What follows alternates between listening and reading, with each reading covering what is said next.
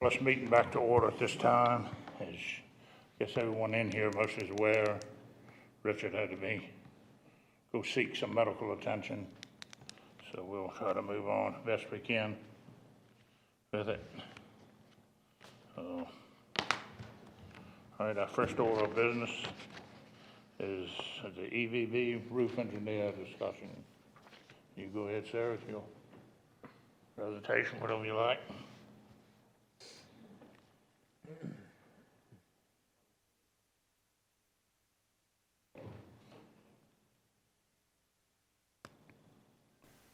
Good evening, thank you all for having me here. I don't know if I need to be microphone, I'm wandering around a lot.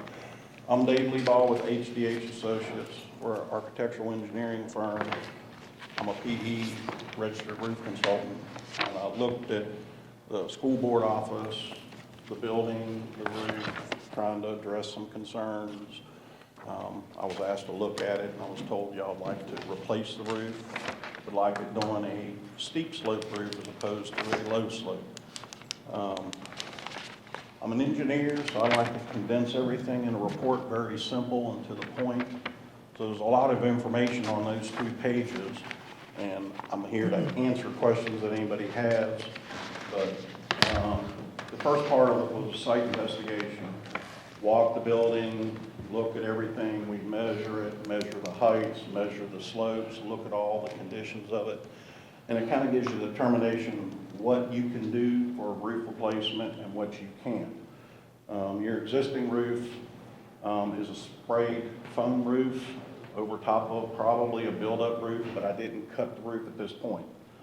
And it's in its final stages of life, and you probably have had leaks for several years with that.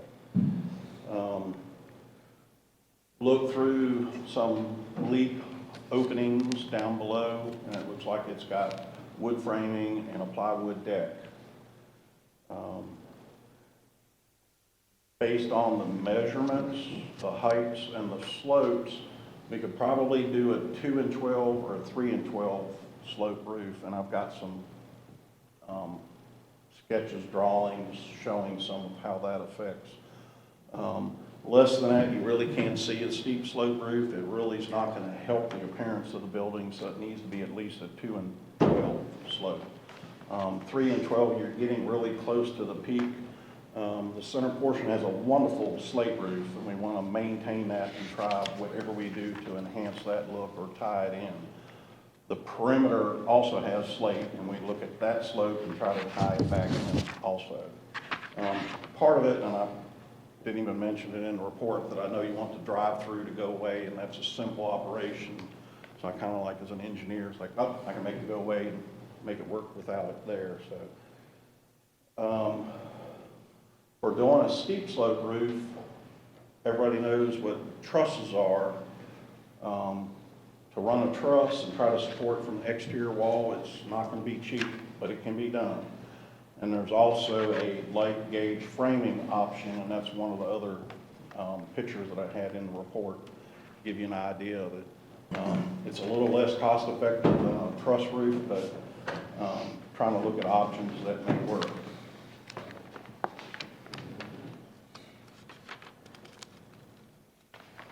One of the things we had talked about was, can we replace the existing roof, put a new steep slope and do slate. Slate's a wonderful roof, 100-year or more life expectancy, but it's very heavy, and you need at least a 4 and 12 slope to get a slate roof to work. Physically, the slate really won't work for a lot of different reasons. There's also simulated slate, which is less weight, but again, you really need something 4 and 12 slope. So slate really won't work. What is the Yes. slate that's on there now? What is the pitch of that roof? It is 8.5 and 12. And the perimeter, around the perimeter of it is a 10 and 12. Okay. So they're a good slate. Gotcha. And the installation looks good. There's a lot of things I checked on the slate, and the slate roof looks good. And I love slate roof. Love copper too, but standing seam metal roof is another option. Code of Virginia, you need a 4 and 12 minimum. We We can do 2 and 12 or 4 and 12, so a standing seam metal roof will work.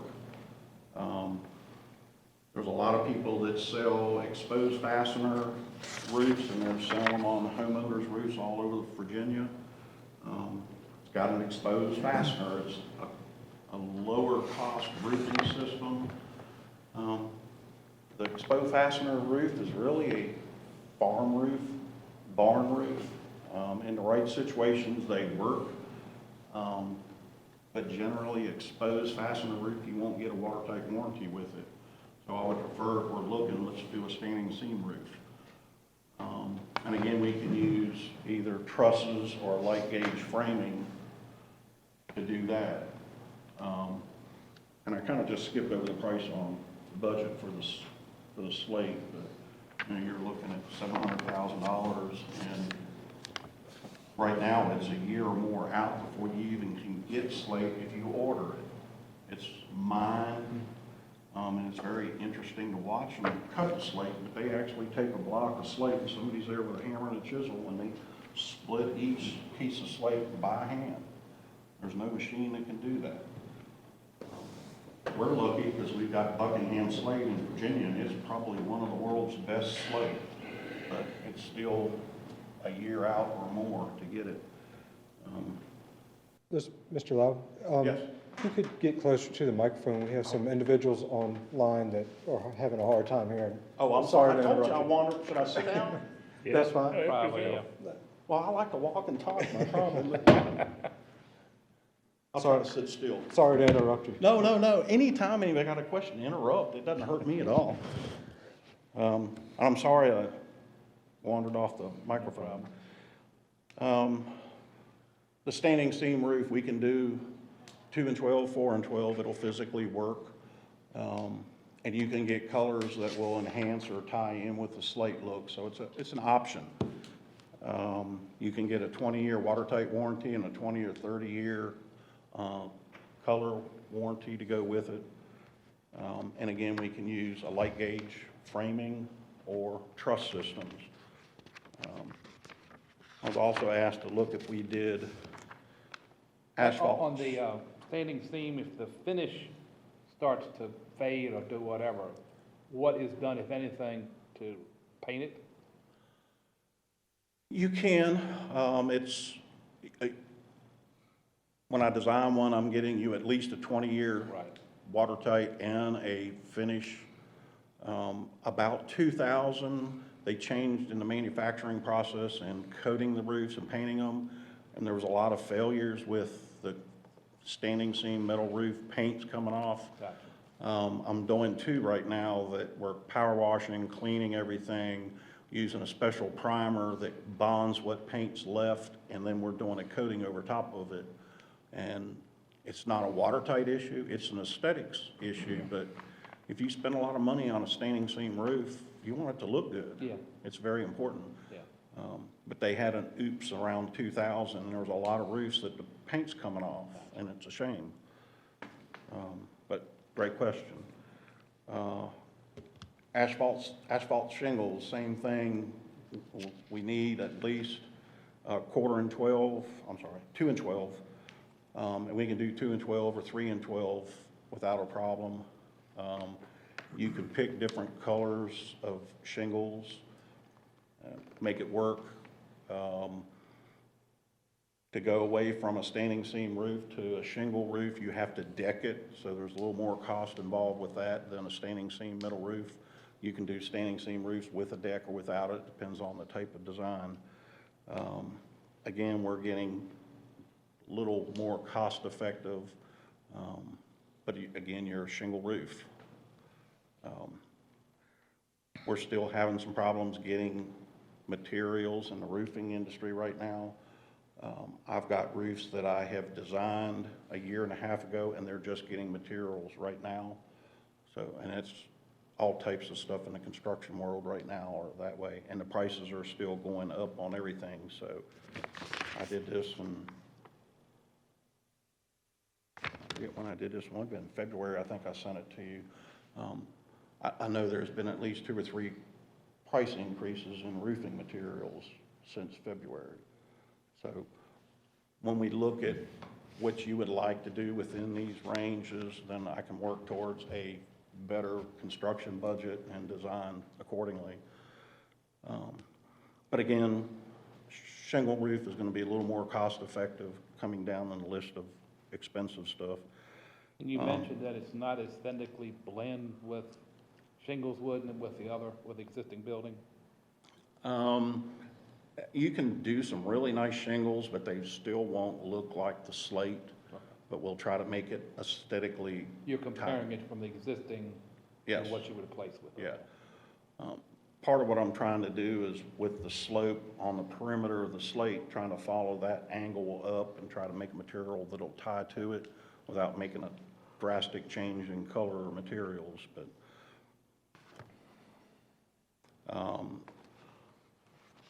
and then I also got some low slope roofing options also.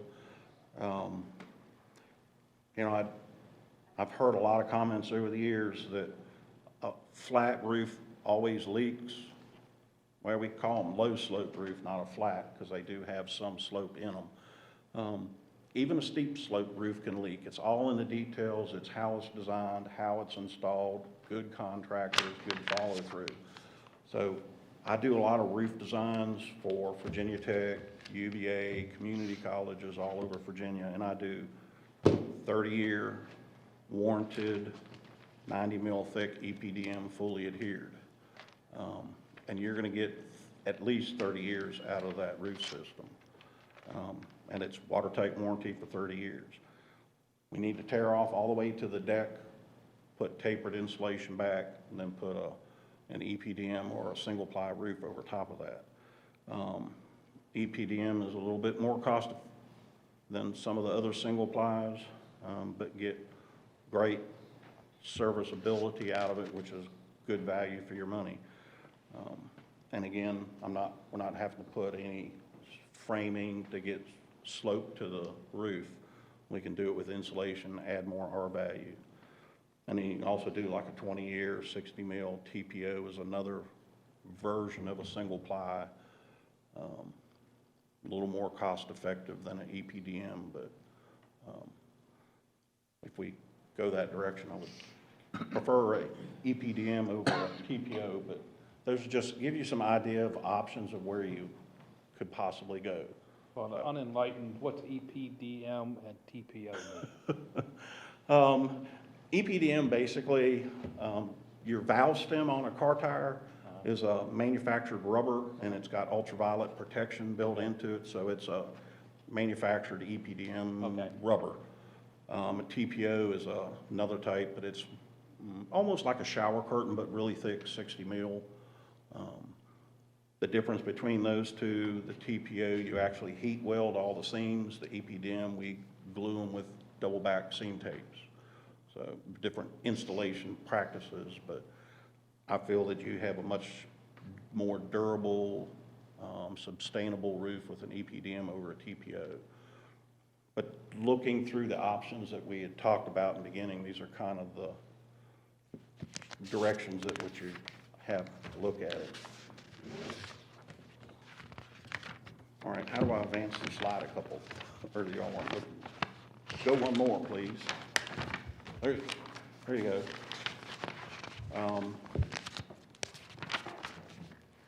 Light gauge framing. I'll walk up here. Oh, I'm getting away from the microphone. You need to stick one on me. Take that one with you. Take that one right up the holder.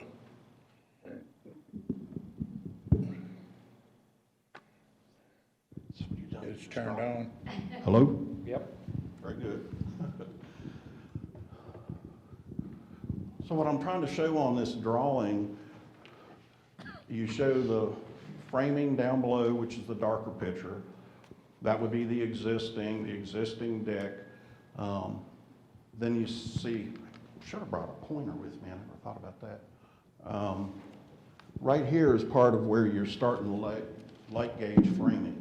So you would put that down on the roof deck, then you would start doing the other framing to it. And then you can get the slope, build it in, and you're spreading the weight of it across the whole roof assembly. But it's a design that has to be calculated what the weight is. A lot more cost effective than buying trusses. You did, I didn't. Thank you. No? There it is, yeah. So, framing of the existing roof, it's got a deck, and this one's wood, this is shown here as a metal. You've got some kind of an insulation, and then that is just metal studs, and it's designed. Questions on that?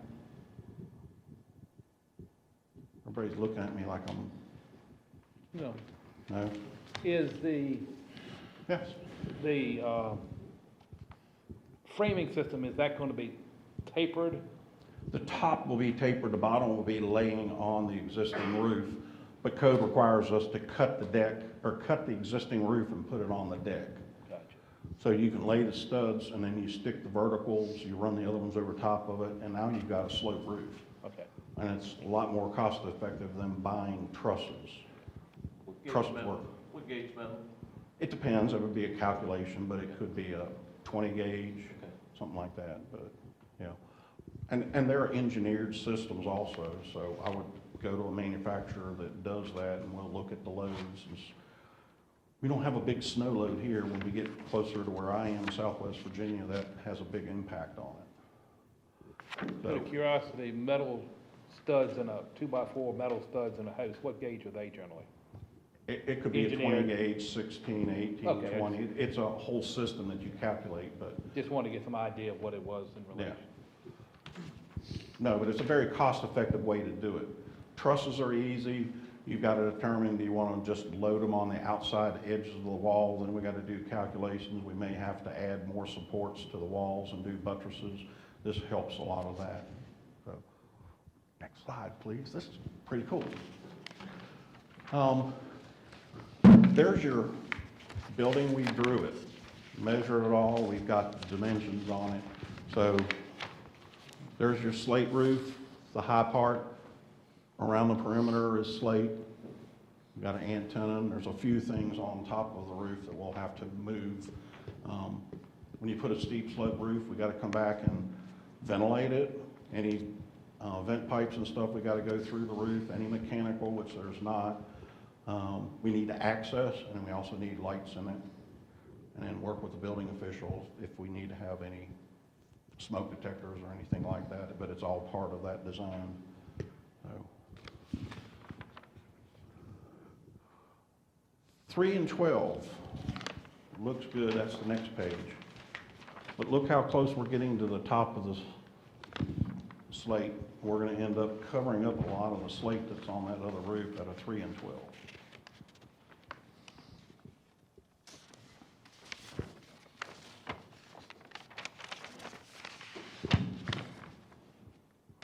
So I'm trying to maintain this slope, and then as we go up, we're hitting the top of this, and you're only a couple feet from the ridge.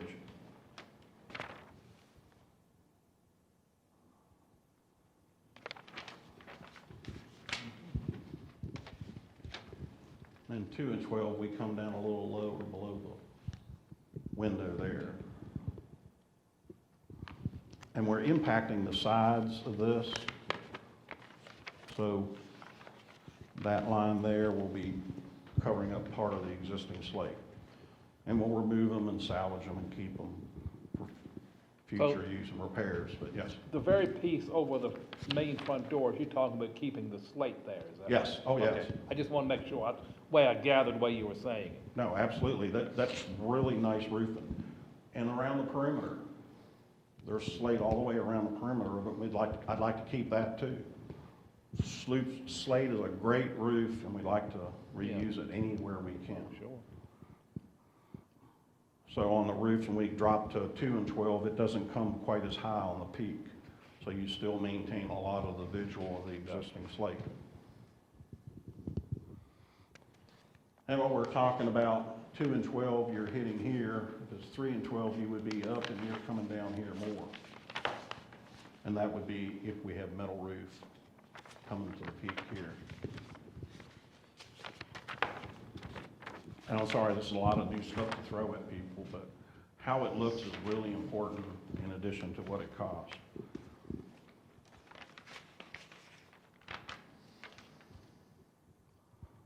And I'm here to answer questions any of y'all got, so great questions. Because my goal is when we're done, y'all be able to make a decision on what you like, and then I'll implement it, and they're gonna make sure I do it correctly, right? Yep, see?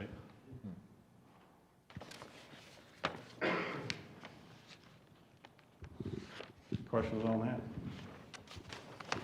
If this were your home and you were gonna re-roof, what would you do?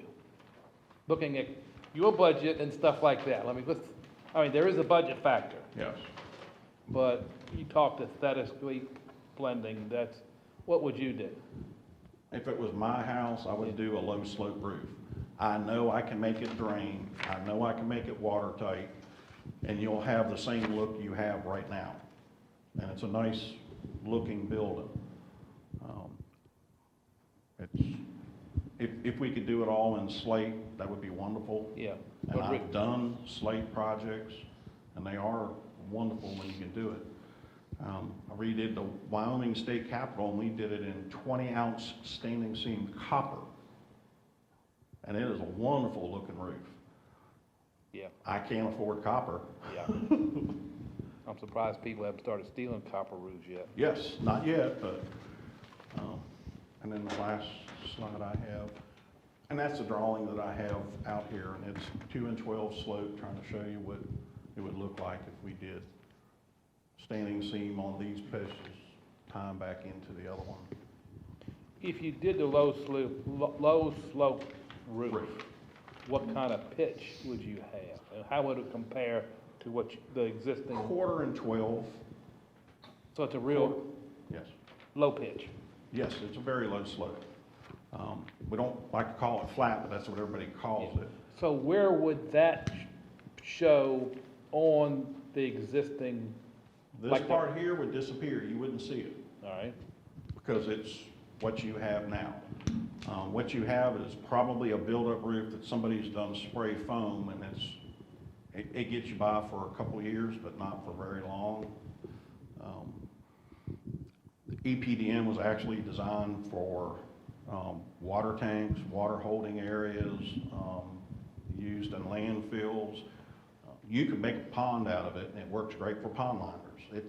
If it's done right, it won't leak, and it's all in the details. Maybe that's what you need to do landfills with, You can, yeah, 2 layers of it. yeah, and I've done double layers on different applications when you may have a computer center in it. Yeah. Yeah. Questions? Would the low slope, if you're looking at the front of the building, would the slope be the same with a low slope? You mean right along here? All right, It'll be, you won't see it. If we walked outside and looked at what's out there right now, that's what you would see with a low slope. okay. It wouldn't change the roof at all. It wouldn't change the appearance, correct? Other than we'll make a drive-through go away. Yeah, And again, I like a low slope roof, I know it'll work. We're here to talk if there's other options. And I understand that y'all decide what you want, and I'll do what you would like, Sure. and I'll make it work. and obviously the UV lights, that's not gonna be impacted within the time frames of the warranties or anything like that. Correct. And it was a meeting, but, I'm not like participating, I'm just listening. You just were. So, and with the temperatures apparently seeming to get warmer over the years, is that gonna be impact a low slope roof? No, it will not. And we can do a reflective roof if you like. The black EPDM has the infrared, the solar, none of that has an effect on long term. Okay. It's got a great durability, it really does. And I don't sell them. Yeah, I know. I'm not a salesperson. Yeah.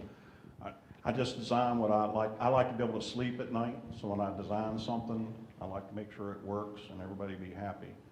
When did they start doing this EPDM roofs? Probably the late 70s. Oh, okay, so And you got a it's- 30-year plus Oh, yeah, track absolutely. history. I hate to say told somebody I'm in my late 50s now, I'm 63. I don't know if that counts for late 50s, but It's late. yeah. I am replacing roofs now that I was involved in 1983 installing. They still work, they're not leaking, but a lot of owners say, oh, the warranty's gone, we gotta replace it. Well, you really don't, but yes, it's got a great track record, and we're improving things as we Oh, go. yeah. So, new things come up, we have to use low VOCs in some areas, and different types of adhesives. Yeah. There's a lot of stuff that comes up, but it's an evolving science. Questions?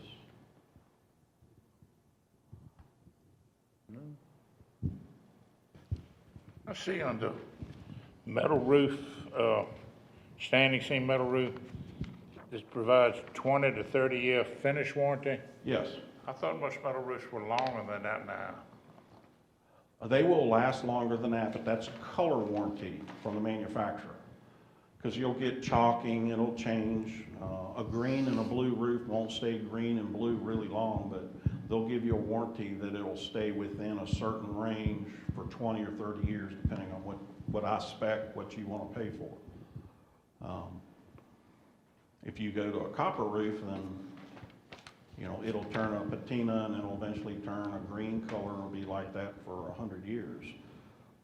The roof itself will be watertight way beyond 20 years, but like I said, the aesthetics is important. So that's what part of the watertight and then the color warranty is involved with. Just like the Northumberland Rescue Squad building, Ronnie, you ride by going home, you see how that's faded, Yeah. that's what he's talking about there. Yeah. We've actually had metal buildings that somebody may have hit the front of the building and put a dent and you had to replace a pan. Well, you get a new pan, it's not gonna match. Yeah. Well, take one off the back of the building, put it on the front, and put the new one on the back. Now, I've done that a lot of times, and people are like, wow, I never thought of that. But, colors will fade over time.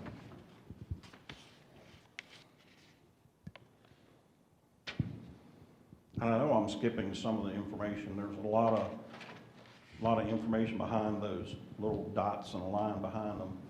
But From the time the board makes a decision to go with whatever style of roof, for you to do your necessary calculations and design, and then how long would, from we say go to when it'd be finished, approximately, given the supply chain issues we got in this world right now?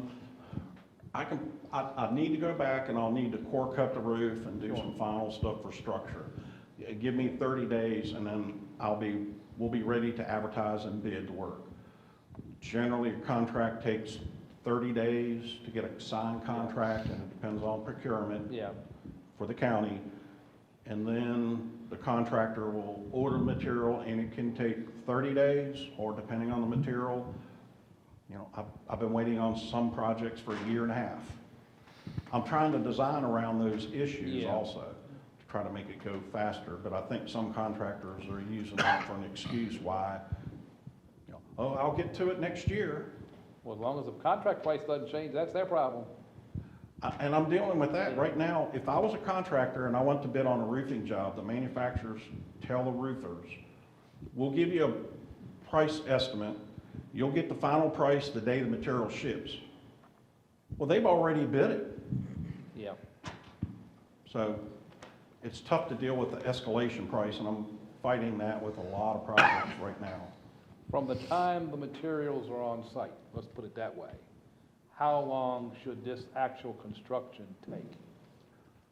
If we did a low slope roof, that one, 3 weeks maybe, something like that, and do little details afterwards and finish it up.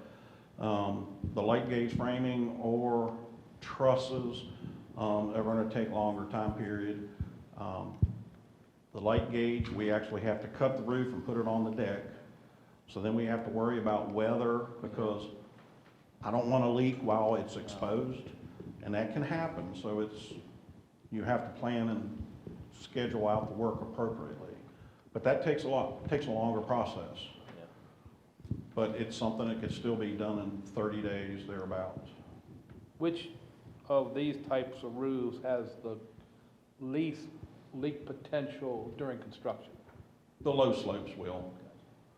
Yeah, because you can start working your way across and tie it in, make it watertight, work a little further, make it watertight.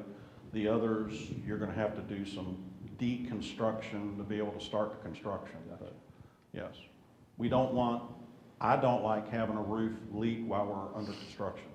Nobody does, it happens, but we try to think our way through and minimize those issues. And tarps aren't aesthetically pleasing either. They're not. And I'm not just here to design. Yeah. If I design, I help you go through the process, and I help you with the construction also. Sure. You may get tired of seeing me, I'm sorry, but You've been tired of a lot of people, but I'm not sure yourself. you have some good questions. Keep going. Hmm? You got more questions? No, just thinking and listening.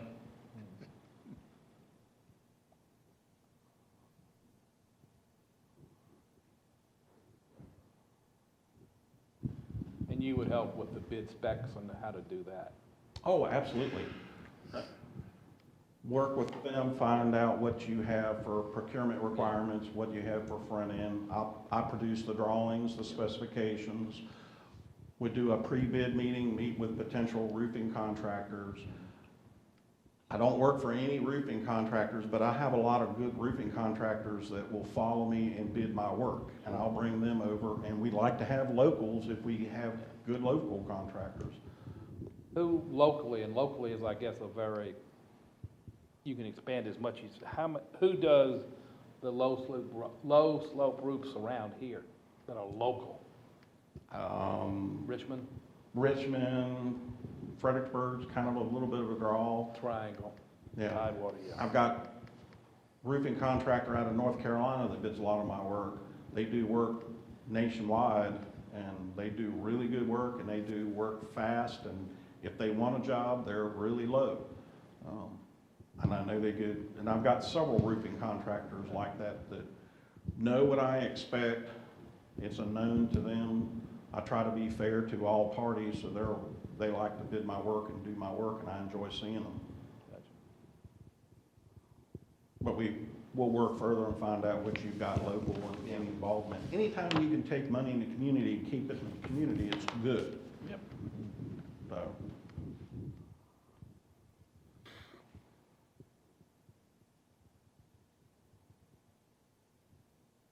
We good? I'm good. And any follow-up questions, please, I don't mind, I'm here to help. Either one of you two have any questions? As far as the drive-through section, blending that back in with the slate, I take it we can take the slate off the drive-through section and use that same slate for Absolutely. that section, that gap there. Yeah. You can take slate off and reuse it. There's a tool for it. I was actually on a roofing job, and somebody was telling me, well, you can't take the lower slate off. You got to start at the top and work your way down. And I bet them lunch and pulled my slate tool out, and there's one that slides up underneath the slate, and you hook and pull the nail out. Slate comes out down below. Well, how do you? Got a lunch.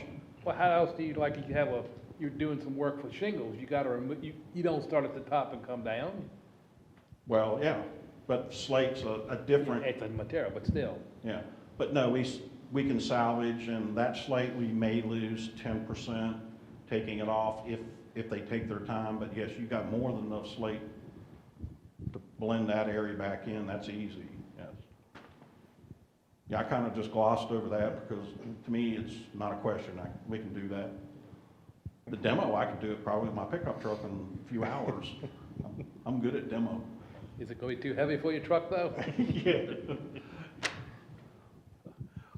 And I'm not a typical engineer. I've done a lot of this work myself. I've done slate work, I've done low slope.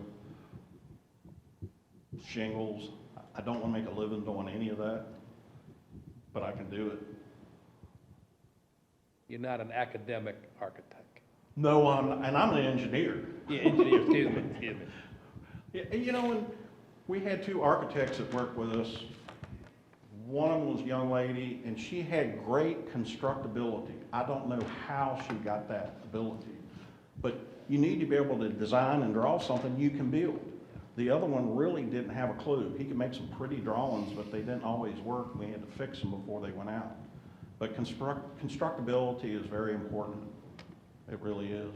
It can look pretty, but if it doesn't work, what's the If it doesn't work, it don't work. Yeah. And you gotta be able to build it in the field. So, yes. I'm sorry, I like to ramble on, I told you that. No, that's fine. Thank you. We good? Thought I just dropped the mic. I seen that on TV, but. Let's Might break it. see. Yeah, don't wanna do that. No. Don't have it turned off.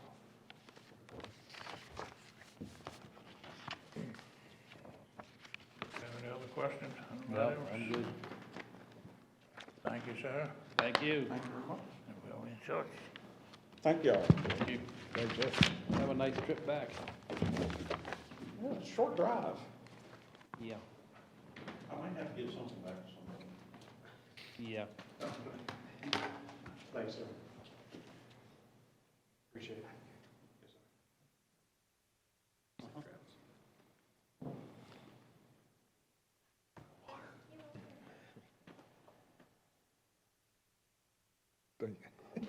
I like yours too. Thank you, sir. Thank You okay, your water? Want your water?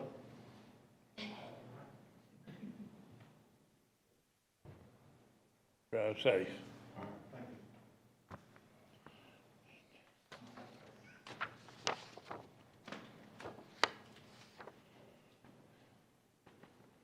Y'all want any discussion on this any further? Or you want to absorb some of it for a I while? think absorb a little bit. Very little.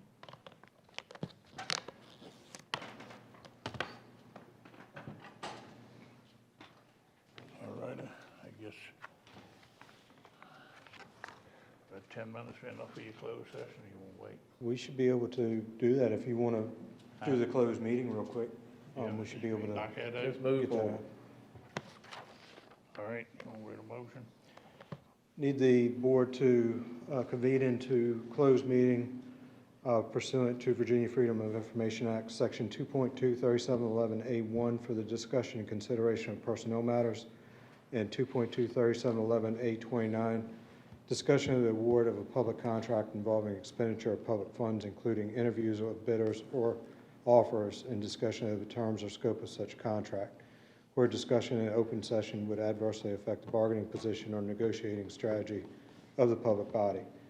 Invited to attend the closed meeting as necessary are the county administrator, assistant county administrator, and county attorney because they are deemed necessary, and their presence will reasonably aid the board in its consideration of the topics to be discussed pursuant to Virginia FOIA Section 2.2, 3712F. So move what he read. Have a motion, have a second? Second. Motion and second. Any discussion? Not all in favor, let it know by saying aye. Aye. Any opposed? We're going into closed meeting for a few minutes, hope to be back No. by 5:30 or so. We're going next door, so y'all could. Yeah, y'all can stay right here. there.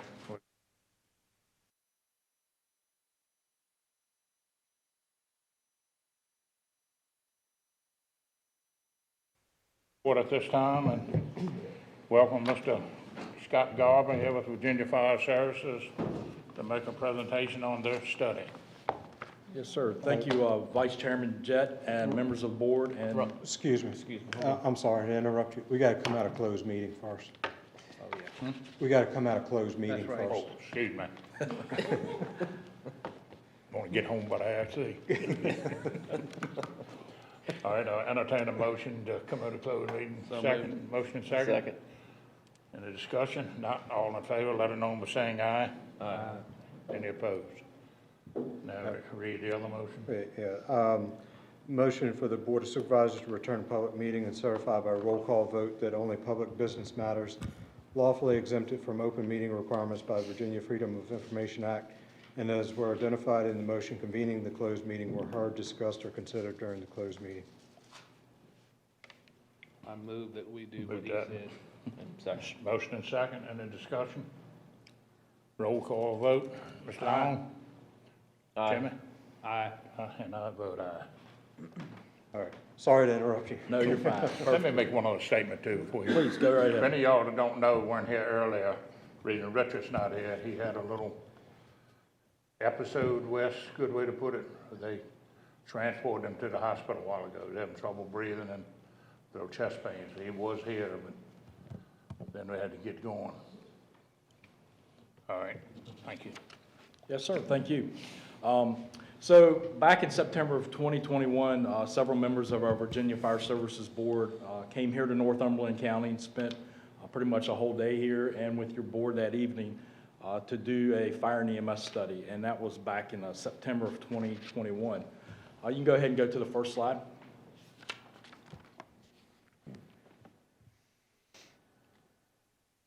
All right, so just a little bit about the Virginia Fire Services Board. That is a 15-member board that is all governor appointed, representing a multitude of our stakeholders throughout the Commonwealth of Virginia for what the Fire Services Board does. Just a little bit about me. I'm going into my third year for that, serving on that board. I've been in the fire service for about 31 years now, 28 years career, working for the City of Stanton Fire and Rescue, and I've been the fire chief for 13 years now. So close to rounding out my career there here in the near future.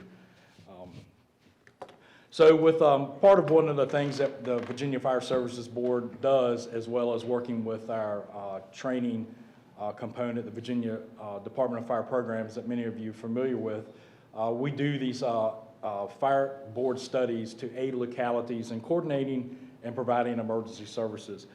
By no means are we any type of consultants or anything like that, but we can provide you some subject matter expert suggestions of things to improve your locality. You can go to the next slide. So a little bit about our methodology of what we do and how we approach these projects. Is the project's initiated, usually it comes from your county or city manager, which it takes usually a board action to get that to push through to us. We've then make our visit where we get our stakeholder input, meet with all of the locality emergency services individually, and then all that information is taken back, it's prepared through an analysis and development, and we come up with some core strategies for you that comes out in a prepared final report.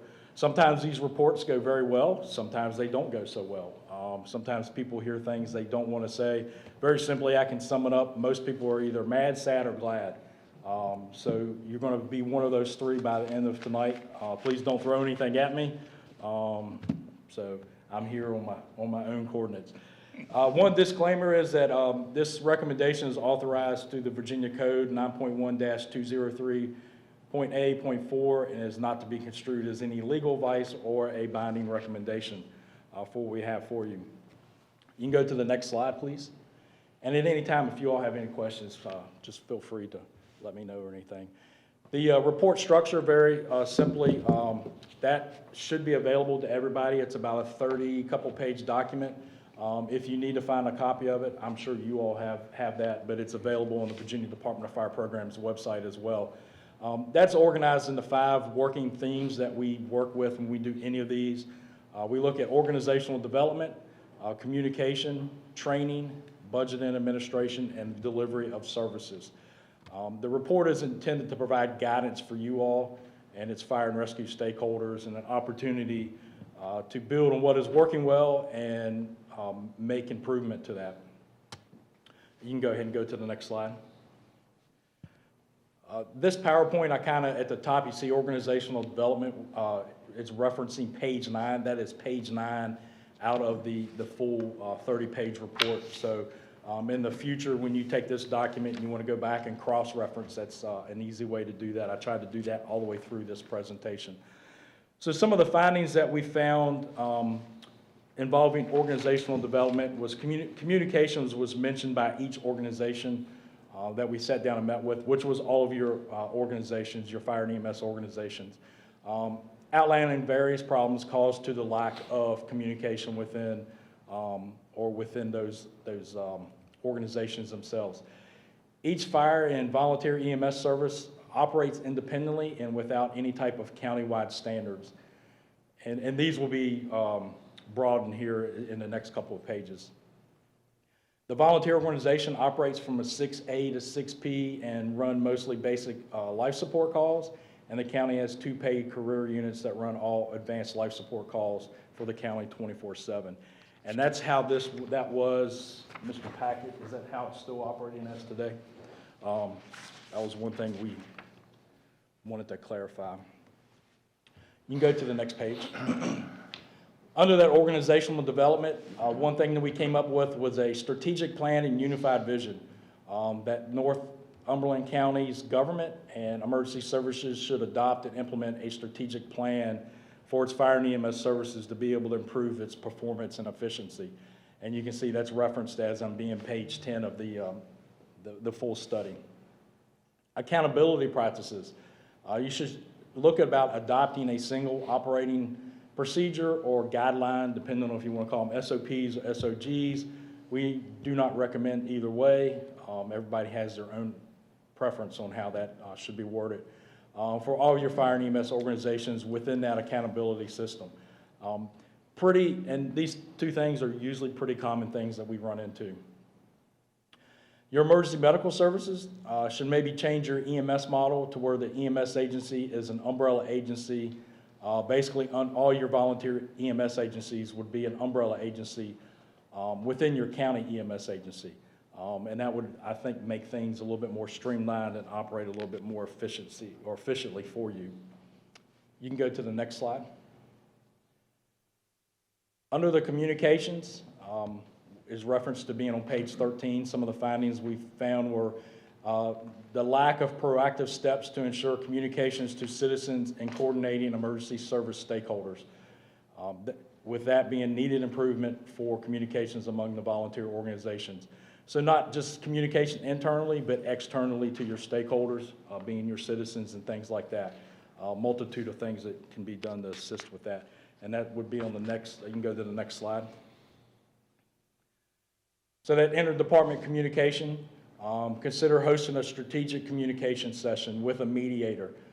That communication system would be tough to do independently. I would highly suggest that you use a mediator to help coordinate that and to resolve any existing challenges or barriers amongst all of your EMS or your emergency service personnel. This is going to determine your strengths and weaknesses and ways to improve services countywide. More likely that's going to be a very painful process, but once you get past the initial start of it, I think it would be very beneficial for you in the long term. You should look about creating public websites to engage potential volunteers and be more active in the dissemination of information of public services within the county. To be honest with you, most people within any locality have no idea what fire and EMS does, and how it's done and why it's done and the amount of training and the funding that it takes. And that's one way to help decimate that or get that word out to your public of what you're here for. You can go to the next slide, please. That brings us to training. The recommendations is a coordinated training program. Should maybe pursue a comprehensive training program and assess it annually. You do have the Rappahannock Regional Burn Building within your area, and from what I've read from our previous with the burn building inspections and everything, you all do a very good job of keeping up to date with all of that. Let's see here. So I actually skipped a page there. Right now, you don't have any standard operating procedures for fire departments in regards to countywide training. What additional training is needed to ensure individuals are able to assist and respond safely. I'll talk a little bit about that more at the end. I speak a little bit about ISO grading and things like that, and training is a large component of that. There is no coordinated training system in place within the Northumberland County area that we could ascertain. So you can go to the next slide, which I kind of already just spoke about, of basically pursuing a comprehensive training program, assessing annually, and I already spoke about the burn building. So you can go to the next slide. Budget and administration, that would be located on page 17 of your full report. The county does not collect sufficient budgeting data for proper expenditure reporting from any of the volunteer organizations.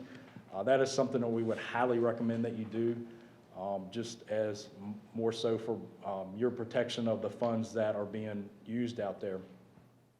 There's no sufficient accountability for reporting of public funds that were being dispersed or being spent by each department or rescue squad, and there's no structure to determine further expenditures and sustainable levels of service.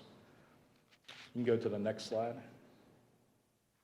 The recommendations for your budget administration is to complete an annual needs assessment for delivery of fire and EMS services, ensure it improves the base funding allocation centered upon those priorities that will come out of that needs assessment, and with that quantitative data that would be obtained from that. Establish a practice of planned replacement of fire and EMS equipment and apparatus to take advantage of changing technologies and avoid increasing maintenance costs. With COVID, that is a huge hit to anybody right now. I don't know if you all have had to purchase any fire apparatus or any rolling stock in the past 24 months, but the price and timeline has significantly increased. Unfortunately, it's not going to get any cheaper for us as well. I'm dealing with that myself in my own department. A standardized and central purchasing, maybe the county administration should develop and implement a centralized purchasing option to leverage purchasing power and reduce operational expenses. Some of the things that you can do out there, if you're familiar with Fire Rescue GPO or Sourcewell, are two very good purchasing, cooperative purchasing things you can work off of. And there's another that is known to many. It's usually known as the HDAC, but it's the Houston-Galveston area contract. You basically buy into that as a member, but all three of those are great for purchasing bulk things and getting probably the lowest cost that you can get. You can go to the next slide, please. Delivery of services. You still have a large base of volunteer fire members. I believe all your fire members are volunteer at the time. The rescue squads do not have a robust volunteer membership. I think from meeting with all of them, they're all hurting for members and may need additional members to be sustainable. The volunteer rescue squads do not have sufficiently trained EMS personnel to properly respond, and additional members are needed for all of them. The opportunity for emergency services to partner with the boat service, Smith Point Sea Rescue, to maybe work with in the large waterfront population may be something that you could leverage in the future to work with them on that. Next slide.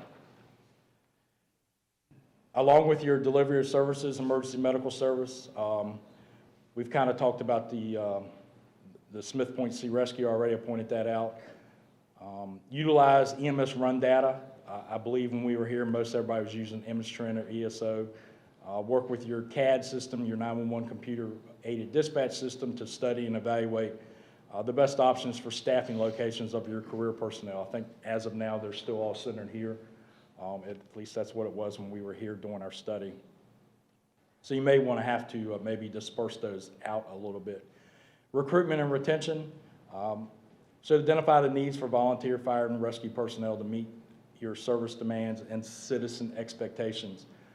Encourage local media in their reporting on fire and rescue activities to emphasize the uniqueness of the county's volunteer system. So social media is a big thing to use for getting the word out of what you're doing and how you're doing it to your community. Go to the next slide, please. I kind of spoke briefly earlier about ISO. So ISO is your Public Protection Classification Survey, which is mainly done for your fire departments. It's basically where your insurance rates come from. This grading can occur anywhere between 5 and 10 years. and it's done on a classification scale of 1 through 10, 1 being the best and 10 basically being non-existent. If you go to the next slide, it doesn't just look at the fire department, it looks at your communication system. So these are the points that it's going to look at within your communication system, and this is usually on a 100-point scale. So emergency communications only takes 10 points of those 100 points. So go back to your previous ISO grading scales and look at, you should receive a full report on that, and look and see where your emergency communications ranked out at. What kind of improvements may need to be done within your 911 center to be able to capitalize in receiving all 10 points. You can go to the next slide. Of course, the ISO, the biggest thing that it focuses on is the fire department itself. That encompasses, I believe, 50 points. Actually, it's 55.5, and I'll explain that here shortly. But they look at the number of available engine companies, what is available for flow and size of, or fire flow that's needed for the area, the number of reserve pumpers you may have, the pump capacity that you're bringing basically to the scene of a fire. Ladder companies, if you are using or utilizing those, it depends on if you are even required to have one of those. And then a reserve for that. Probably the biggest thing you're going to probably look at for this area, from what I recall, is your deployment analysis. You only have 2 fire departments. Even though you have a small jurisdictional area, you may have to look at where they're located at and if that's the best place for them to be located at. Unfortunately, we all know that facilities is probably the biggest thing or the most costly thing for adding to any budget, so it's not always possible. You can go to the next slide.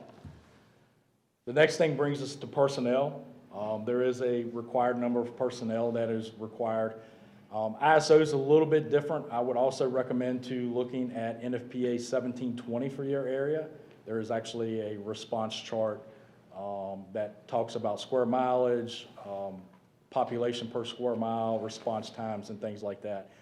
So most of the time, the personnel is usually the hardest thing to get points for.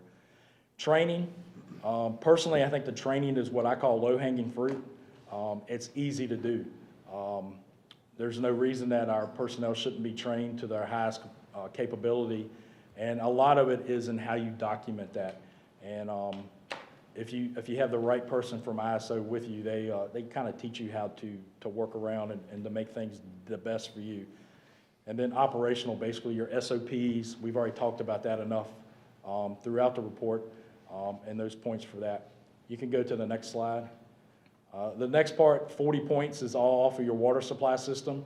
So depending on how your water supply is, they do give credit for a rural water supply tanker shuttle system. So that is another way to get your points for that. And then if you go to the next slide, the community risk reduction, which is kind of a new point or new part of ISO, they added 5.5 points, but they still work on a 100-point scale.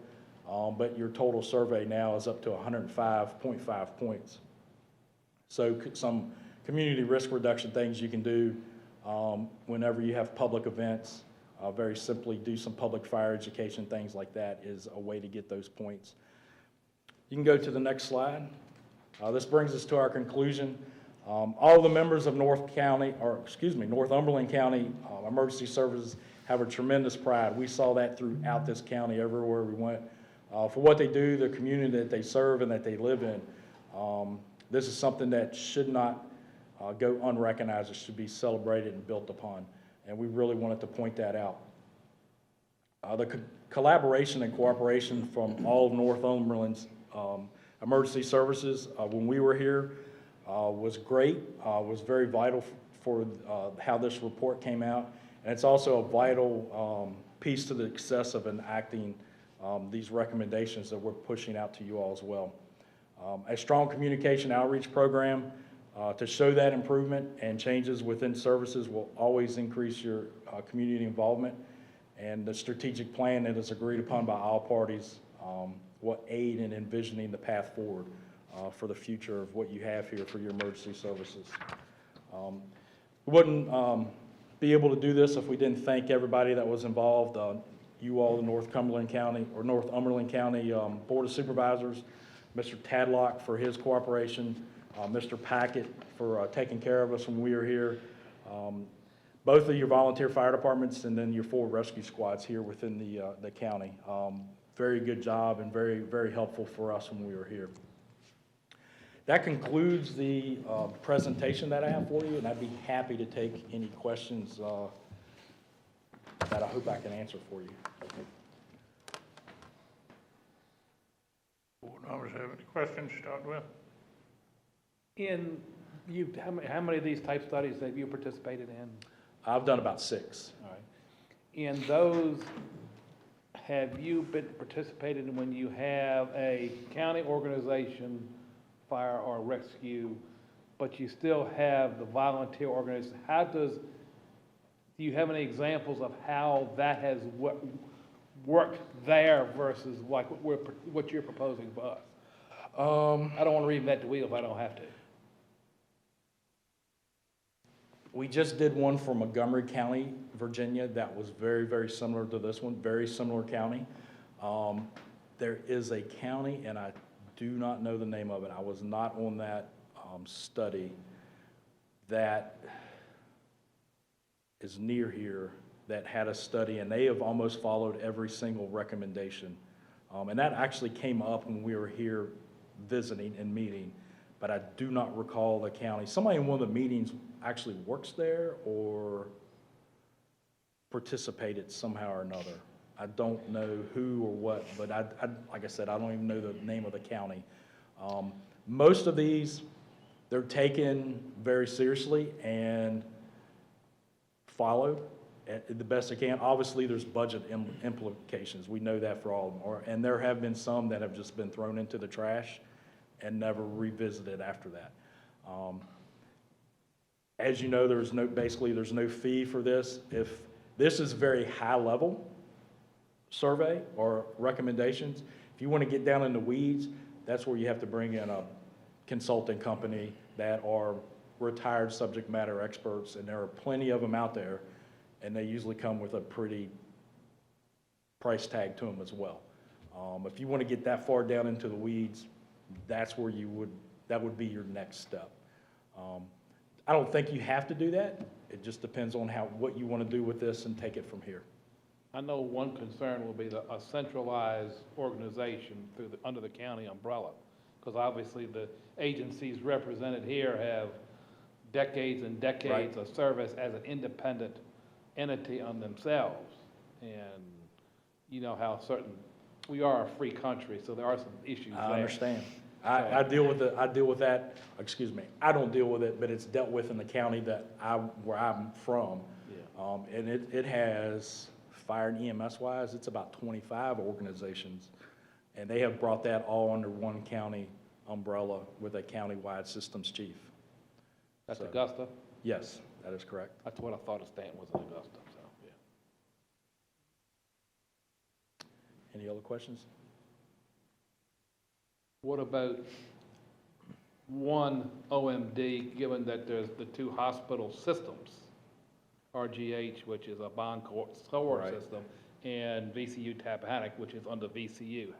How does that work with then the rescue squads wanting to have their own OMD who may not be under Right. VCU? I wish I had the answer for that. Okay, I can ask questions sometimes. Yeah, it's, we ran into that same problem in Montgomery County, and it was suggested to them too to look at having the one same OMD. However, because they work under 2 different hospital corporations, it's difficult to do that. My area has the same issue, especially when you get into the Rockingham, Augusta area. You're either going to Augusta or Rockingham, 2 separate systems, multiple doctors, so. And then the question of OMDs, how actual involved they are with the rescue squads, or are they just a sign-on? Yeah, I highly recommend to have one that's very active or helps you, comes in. That's what I have in my department. Our OMD comes in quarterly, does drills, testing, things like that. So very, very active.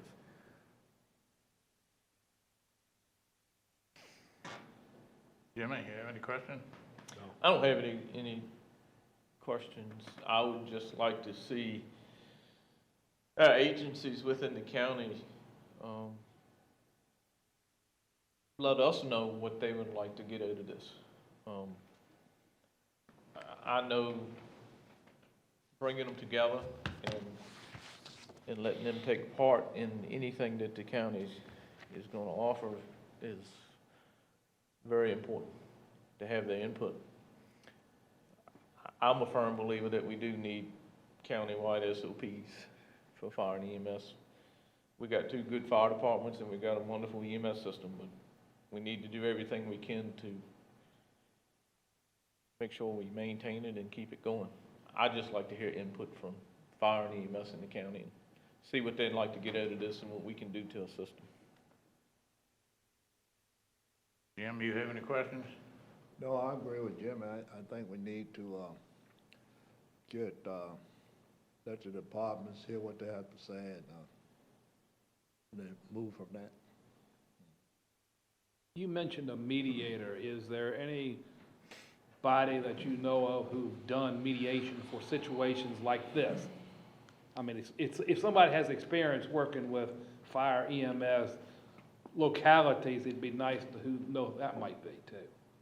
Let me look into that, Okay. and I'll reach out to Yeah. Mr., or to Wes or Mr. Tadlock, and Or both. give you some information. And to segue off, maybe off of your SOP discussion there, obviously you know where I'm from.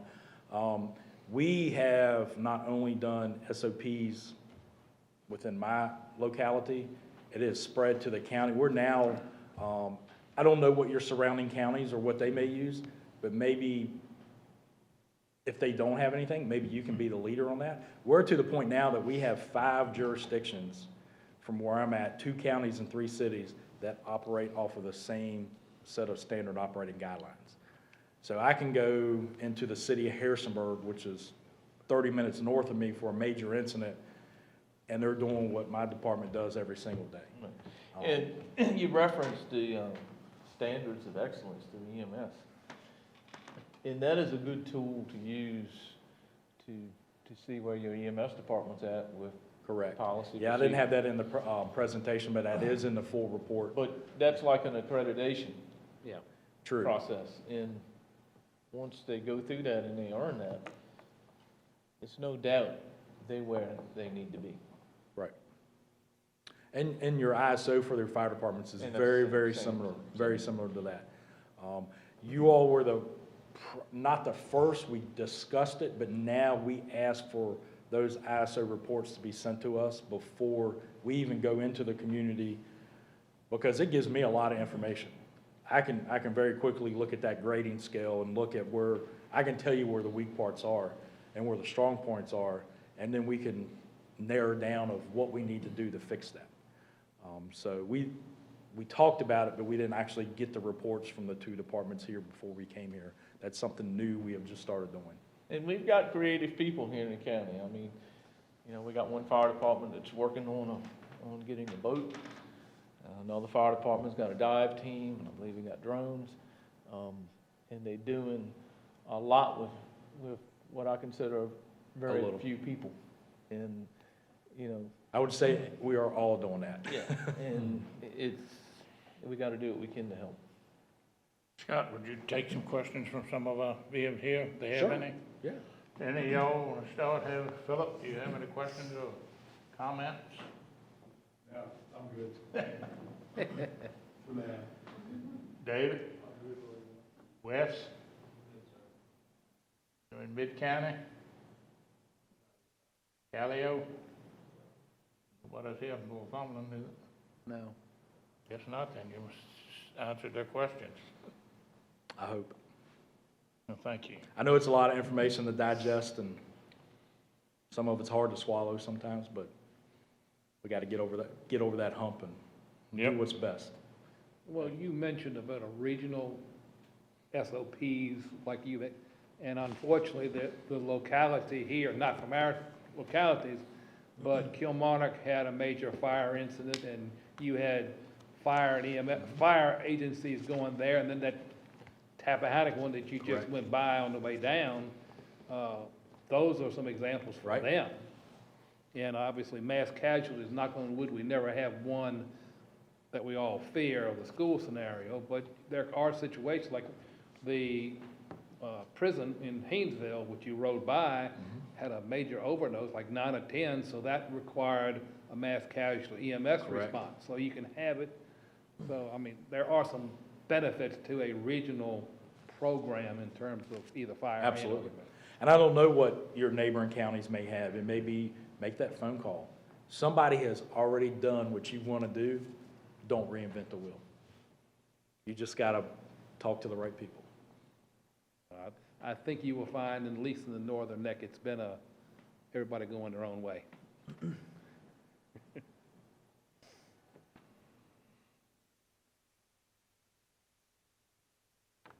All right, nothing else else, anything? Well, thank you, sir. Thank you. Where'd you say you're in Stanton? Yes, sir. I gotta come your way Friday. Friday's usually not a good day to come there. Huh? Traffic's usually bad coming there on Friday. I'll be there early Friday morning. Get in, get out of town quick. Well, if you're in Stanton, come by and visit. Huh? Come by and visit if you're actually in Stanton. Where are you at? What's your headquarters at? It's right downtown. I go in right on Beverly Street. Yeah, right at the intersection of Beverly and Augusta. Can't miss it. Where it is then? Where is your facility relation to Stanton Rescue? They are a little bit northeast of us, I've been there for some like meetings. a half a mile. Gotcha. You ready to get close to the Woodrow Wilson Library? Everything in Stanton's close. Everything is in close. It rolls downhill one way or the other. Ain't real wide, All righty, well, thank you, sir, for coming. Thank You don't you. have anything else from Dave Luttrell? Not on that, I didn't know if. Yeah, no, we didn't. All right, thank you for coming. I appreciate it. all very Thank much.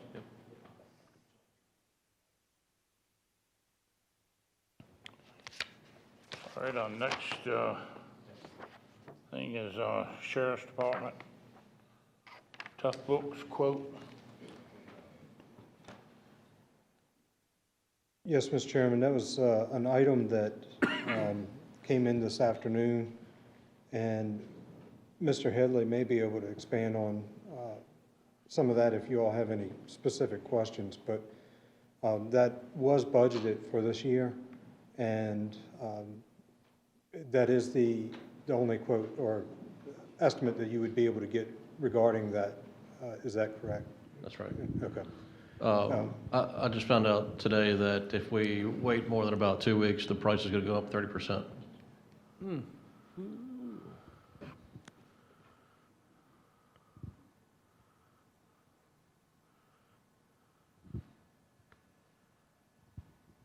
So not asking for new money, just normally I try to space it out in about $5,000 chunks, but I kind of wanted to rush this one through if I could.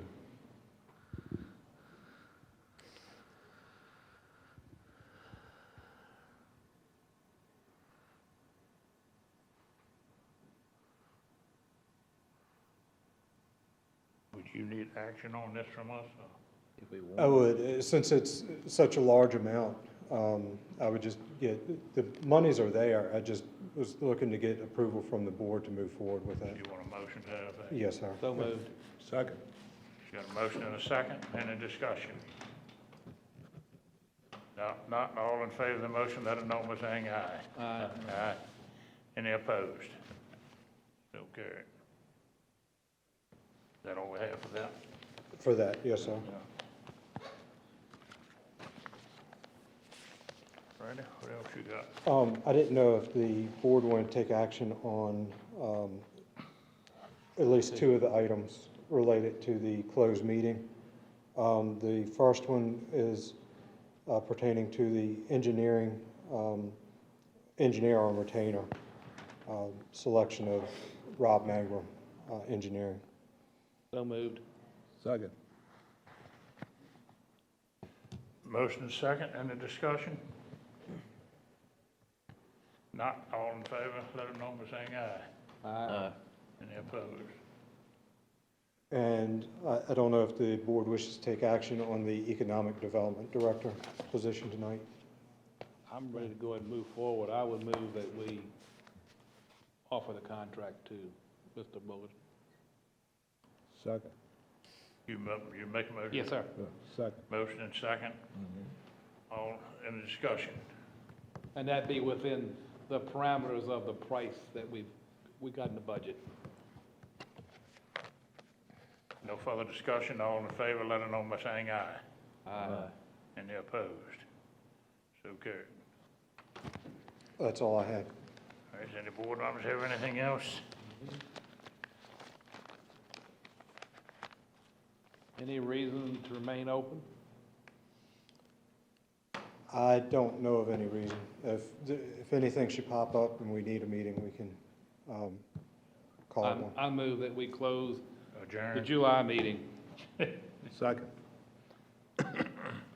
Got a motion, a second to adjourn, do we have any discussion? Not, all in favor, let it know by saying aye. Aye. Any opposed? So, thank you all for coming to your presentation.